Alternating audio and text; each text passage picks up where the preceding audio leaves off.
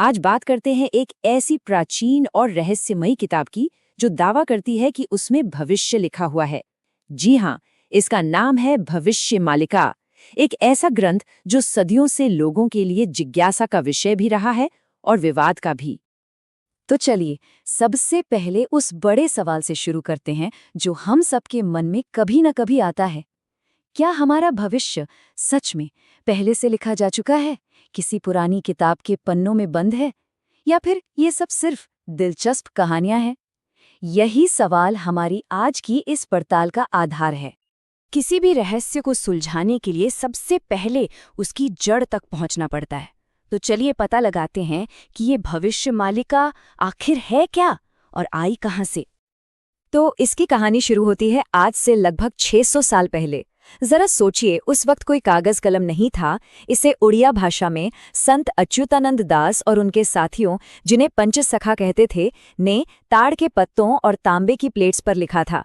और आज हम इसे पढ़ पा रहे हैं तो इसका श्रेय जाता है पंडित काशीनाथ मिश्र को, जिन्होंने अपनी जिंदगी के 40 से ज्यादा साल लगाकर इसे खोजा और एडिट किया। और हाँ, ये कोई छोटी मोटी डायरी नहीं है। माना जाता है कि भविष्य मालिका में कुल 1,85,000 लेख शामिल हैं। मतलब ये एक बहुत ही विशाल ग्रंथ है। तो अब आते हैं मुद्दे की बात पर, वो हिस्सा जिसकी वजह से ये किताब इतनी चर्चा में है। आखिर इसमें ऐसा क्या लिखा है? ऐसी कौन सी भविष्यवाणियां हैं जो लोगों को इतना हैरान कर देती हैं? इस किताब का जो मेन आइडिया है वो है कलयुग का अंत। मतलब जो अंधकार का युग अभी चल रहा है वो खत्म होने वाला है और उसकी जगह लेगा एक नया सुनहरा दौर, जिसे सत्ययुग कहा गया है। तो बेसिकली ये एक बहुत बड़े बदलाव की भविष्यवाणी है। लेकिन ये बदलाव आसानी से नहीं आएगा। ग्रंथ के मुताबिक इससे पहले दुनिया बहुत कुछ देखेगी, जैसे तीसरा विश्व युद्ध, बड़ी बड़ी महामारियां, भयानक प्राकृतिक आपदाएं और पूरी दुनिया में पॉलिटिकल उथल-पुथल। और इन सब के बाद ही धर्म की दोबारा स्थापना होगी और किताब के हिसाब से सत्ययुग की शुरुआत होगी साल 2032 में। अब ये सब सुनने में तो बड़ा ड्रामेटिक लगता है ना? लेकिन यहीं पर सबसे बड़ा सवाल उठता है, क्या ये सब सच है? तो चलिए अब सिक्के का दूसरा पहलू भी देखते हैं।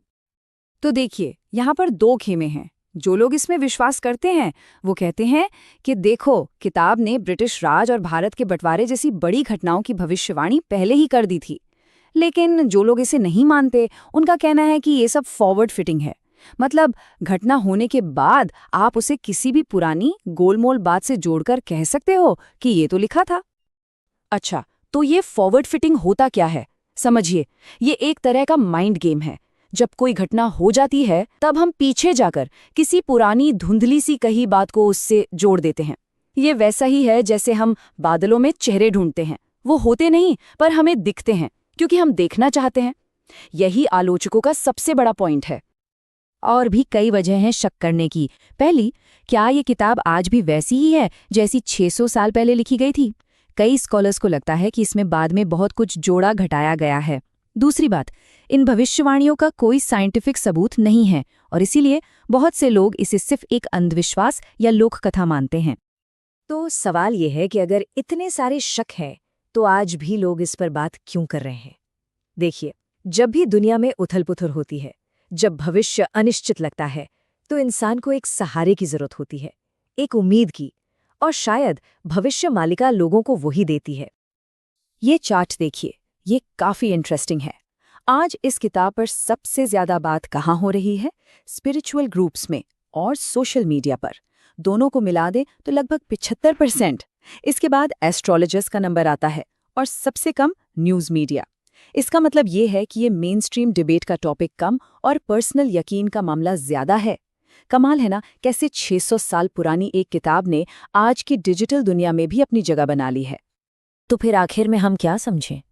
देखिए, ये ग्रंथ सच हो या ना हो, ये एक अलग बहस है। लेकिन एक बात तो है, ये हमें हमारे भविष्य, हमारी उम्मीदों और दुनिया में हो रहे बदलावों के बारे में सोचने पर मजबूर जरूर करता है।